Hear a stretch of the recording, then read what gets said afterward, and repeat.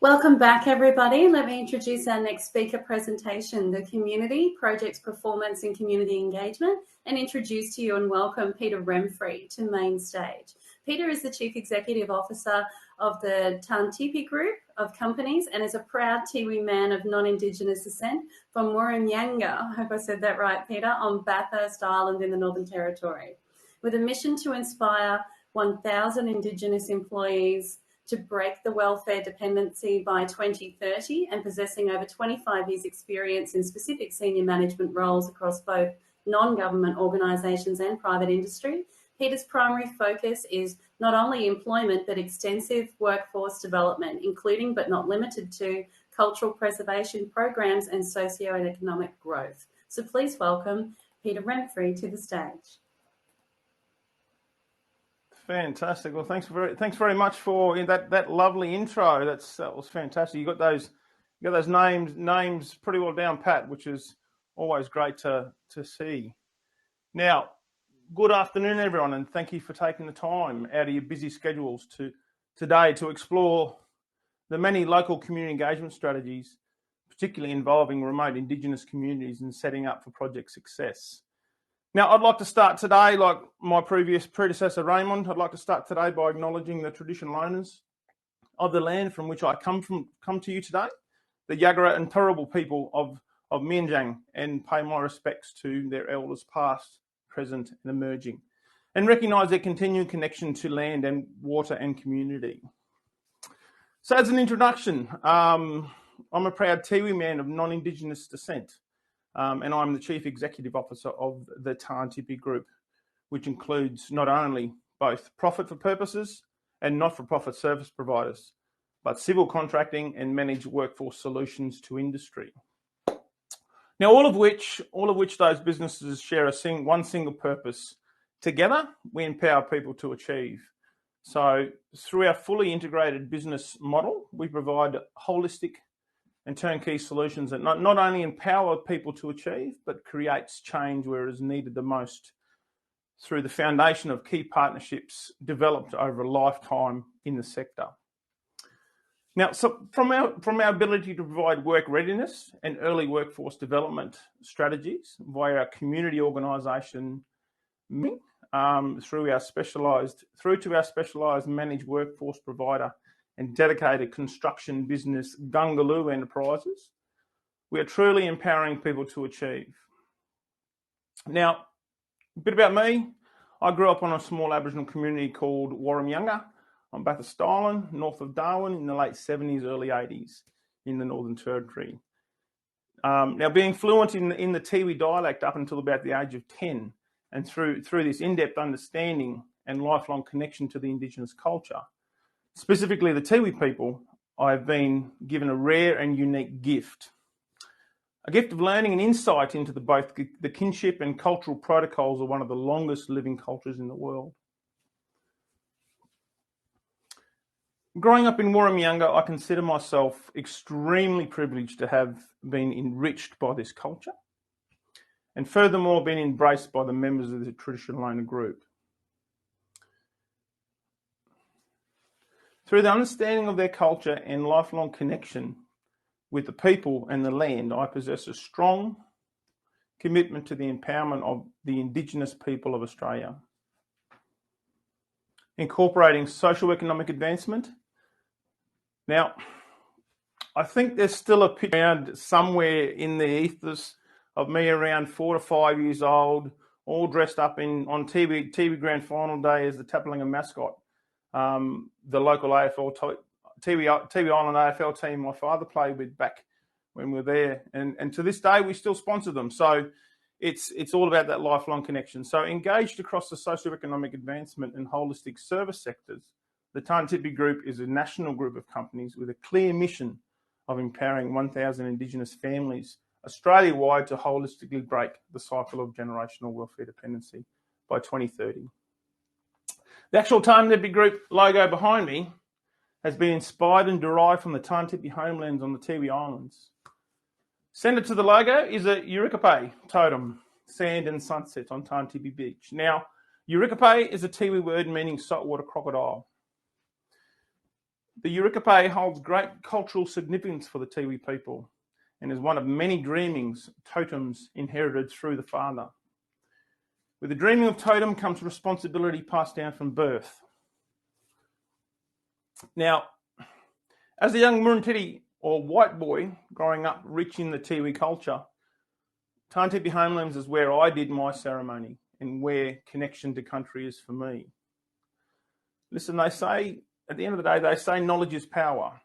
Well, in this case, I believe so. The power to create change from a culturally sensitive perspective to drive acceptance is, in my opinion, half the battle of driving Indigenous engagement and employment outcomes. What a journey. It's not over yet. So, through this journey, I've held many operational roles within remote communities dedicated to the empowerment of Indigenous people through increasing employment opportunities and what seems like the never-ending battle against generational welfare dependency. Okay, now, what is true Indigenous community engagement? Now, that piece is often thrown around a fair bit. So, in its raw form, it is basically grassroots relationship building within communities. Not networking, not supply briefings, not procurement panels. Plain and simple, it's getting on the ground locally, speaking to the right people at the right time without an agenda or preconceived idea on desired outcomes. Now, community engagement often starts with traditional owners, right? Or custodians of the project area, mainly due to the sensitivities around cultural heritage, complexities of any new project. However, to gain a true understanding of local barriers, you need to not only move away from that compliance piece, that is cultural heritage, and develop real, long-lasting friendships long before the project commences. For any community engagement process to work, you need a long-term strategy, one that often gets forgotten about in the race for financial success. The real long-term benefit of this concept is an organisation willing to develop these strategies. That is, you are locally engaged with those who possess a deep understanding of the project area. Yes, I agree. For any project to be achieved on time and under budget, we have deliverables that are commercially driven. However, I do also firmly believe the key to long-term success in the procurement of viable and cost-effective projects are sound and effective Indigenous engagement strategies. So it means to me, quite simple, is a long-term and meaningful connection with the Indigenous business community, traditional owners of the land, and a real focus on changing the communities in which you work and live of those you employ. Now, if I cast my mind back, one such Indigenous engagement model that I had the pleasure in implementing was a highly successful employment and workforce development program that not only provided capacity around Indigenous, we averaged around 20 to 30% of the total workforce, but built a socioeconomic advancement through the establishment of a 100% Indigenous owned and managed workforce provider that provided 750 Aboriginal employees with employment. Now, in my time, I've worked with and been part of some really great organisations that have seen real economic and morally beneficial of these strategies in play. And I must say there is currently a lot of good work being done within my networks nationally to increase Indigenous engagement across the business community. Now, what if the wider business community took a proactive view on localised Indigenous employment and workforce development? What if we saw a dramatic increase in both employment and business engagement within specific project areas by traditional owners? Would we still have the squeeze the employment sector?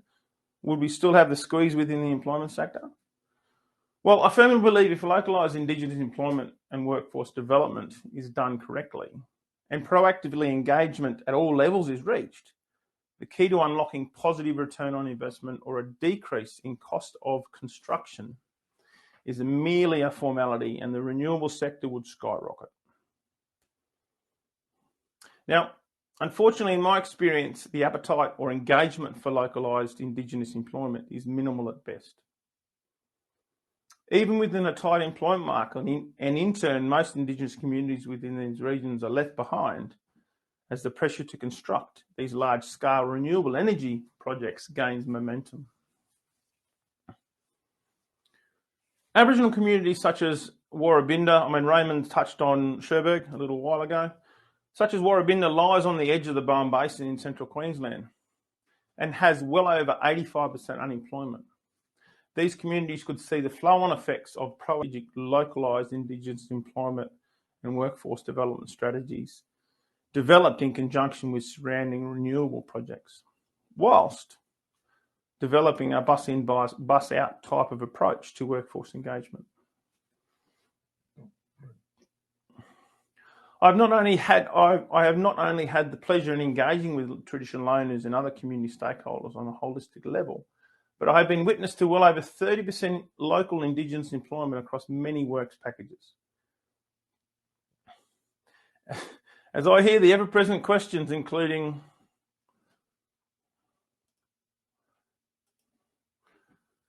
the how do you and the why do you, I'm continually asking why not? Why not? It only makes commercial and economic sense. But it all ticks all the critical boxes, including native title, Indigenous land use agreement compliance, and traditional owner engagement. Renewable and construction companies that not only embrace but increase engagement within local Indigenous communities play witness to a distinct improvement across all employment areas, including retention, training, development, and diversity. Those companies that embrace innovation and change the way they engage Indigenous employees throughout the HR lifecycle can see a decrease in the cost of construction as fly-in, fly-out costs such as flights, accommodation, and other unrelated costs are reduced.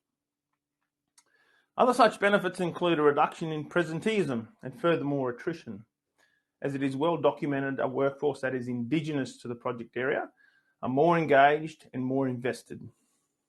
Project costs such as employee-based mobilisation and accommodation costs that are redirected towards proactive strategies to increase local Indigenous employment and workforce development can drastically improve engagement and retention in line with the nature of a localised Indigenous workforce within the project landscape, while decreasing dependency on welfare and creating socioeconomic growth long after practical completion. Now, in my opinion, the only way to create a true Indigenous employment and workforce development strategy is to create a sense of proactive urgency throughout the contractor base and gain an initial confirmation and guarantee on the number and type of jobs available. Only through this method can you gain a true level of dedication to local Indigenous employment. You cannot merely invest in training a set group of candidates on the hope they become employed. You must engage and guarantee jobs up front whilst developing the workforce to suit. We've all heard the saying training for training's sake, yeah? One such method of developing strong localised Indigenous employment and workforce development strategies is to engage an Indigenous business that has the resources to provide a platform, now whether it be a managed workforce provider or a contractor-based model, to not only attract and develop a true localised Indigenous workforce. A business that has the ability to perform at all levels of stakeholder engagement, whether it be traditional owner group, funding body, or community health centre, as no one can do it alone, and forming the right alliances is vital to the success of any project. As the renewable industry looks to innovation to fast-track construction timeframes across the industry, I can't help but wonder if localised Indigenous employment and workforce development strategies were more widely utilised as a way to reduce costs associated with large-scale projects. Would we be experiencing the same construction bottlenecks in this sector? Now, engagement with traditional owners and Indigenous businesses across a project footprint. Now, thanks to all levels of government implementing what we call Indigenous procurement policies, or IPP, there is a real focus on businesses community for the engagement of Indigenous businesses within the procurement process, right? However, the question I'm constantly asking the business community is, what really makes up an Indigenous business? Or for that matter, a meaningful partnership with an Indigenous business? This isn't a new concept at all. The wider business community, especially in Western Australia, where the native title system lends itself to true commercial partnerships, has been looking to the traditional owner groups for some time. This process only maximises business opportunities across their footprint. Mechanism to provide socioeconomic improvement, unlocking opportunities. Now, on the surface, this seems to make good business sense, right? So partnering with a TO group often results in market leverage, providing you and your business access to boardroom tables, often only reserved for big business. However, if not done correctly with the right moral fortitude, it can be devastating to not only business operations, but your own personal brand. Engagement with traditional owners. Yes, it's a long-term concept, and yes, it takes commitment. But if done correctly, commercially driven ROI is huge. Not to mention the employer of choice and diversity benefits to an organisation. Now, another added benefit, and sometimes hidden, minimise lengthy delays in cultural heritage or native title issues that often bottleneck the sector, all while being provided with a local workforce, a workforce that is Indigenous to the project area and who are 100% invested in the project. Now, in conclusion, in this area is a real passion of mine, right? I hadn't already picked up on it in the last 10 or 15 minutes. I naturally see the benefits for any organisation willing to invest. However, my challenge, together with those that advocate for increased Indigenous engagement, is to keep educating the market in the long-term benefits and ROI. At the end of the day, folks, only through education can you keep learning and adapting. Thanks, guys. Any questions? Thank you, Peter. That was so informative, and you can clearly see your passion. There's absolutely no confusion there.